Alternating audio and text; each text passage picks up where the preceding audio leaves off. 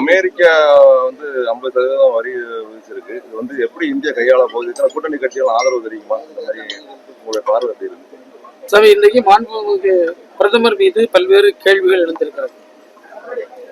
பகல்காம் சம்பவம் குறித்து எழுந்த பல சந்தேகங்களை நாடாளுமன்றத்தில் எழுப்பிய எதிர்கட்சியினருக்கு உரிய பதில் கிடைக்காத நேரத்தில் அங்கு ராகுல் காந்தி அவர்கள் கேட்டார்கள், உங்களுக்கு இந்திரா காந்தி அம்மையார் பெற்ற இந்த தைரியத்தில் 1% இருந்தால் 1% கட்ஸ் இருந்தால் நீங்க ட்ரம்ப் அவர்கள் என்ன செய்தார்கள், அவர் என்ன சொல்கிறார்கள், ஒரு பெயரை குறிப்பிடுவது சொல்லுங்கள் என்று கேள்வி வைத்தார். அதற்கு இன்று வரை பதில் இல்லை. இப்போது 50% வரி விதிக்கப்பட்டிருக்கிறது. இது நம்முடைய குடிமக்களுக்கு மிகப்பெரிய பாதிப்பு. ஏன்னா முட்டை தயாரிக்கக்கூடிய, காய்கறி தயாரிக்கக்கூடியவர்கள், பல்வேறு பொருட்கள் தயாரிக்கக்கூடியவர்கள் இது பாதிப்பு வியாபார பெருங்குடி மக்கள். ஆனால் அவர்கள் சொல்லக்கூடிய குற்றச்சாட்டு என்னன்னா, இங்க பெட்ரோல் நீங்க அடிமாட்டு விலைக்கு ரஷ்யால இருந்து வாங்கினீங்க, அதனால ரஷ்யாவுக்கு நாங்க போட்ட சாங்ஷன்ஸ் நடைமுறைப்படுத்த முடியல.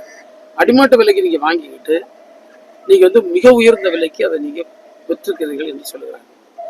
மரியாதைக்குரிய மன்மோகன் சிங் அவர்கள் பிரதமராக இருந்தபோது அன்றைக்கு குரூட் ஆயில் பிரைஸ் 2014 $109 டாலர், $109 இருந்தது. ஆனால் பெட்ரோல் 72 ரூபாயும் டீசல் 55 ரூபாயும் தான் விற்றது. இப்போது குரூட் ஆயில் 82 ரூபாய்க்கு விற்குது.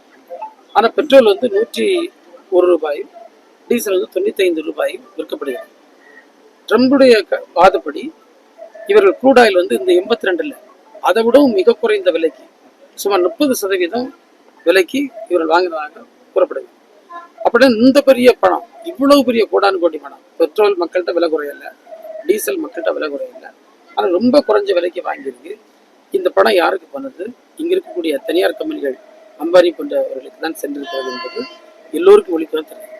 அப்ப லாபம் அவங்களுக்கு இப்ப சாங்ஷன்ஸ் பாதிப்பு இந்திய மக்களுக்கு இருந்தது. இது யாருடைய தவறால் என்று சொன்னால் பாஜக அரசுடைய கொள்கையால் ஏற்பட்ட தவறு என்று ஒரு மிகப்பெரிய சந்தேகம் இருந்தல, அது அவங்க தான் பதில் சொல்றாங்க. இபிஎஸ் திமுக கூட்டணி கட்சிகளை நம்பிதான் இருக்குது அப்படின்னு கடுமையான குற்றச்சாட்டு. அதை நாங்க கூட்டணி நம்புவதும் கூட்டணி எங்களை நம்புவதும் ஒரு அரசியல் கட்சிகள் மாறி மாறி ஒரு நம்பிக்கை வைக்க தப்பு இல்லை. அவர் யார் நம்பி இருக்காருன்னு அவருக்கே தெரியாது. திருசங்க சொர்க்கத்தில் இருக்காரு.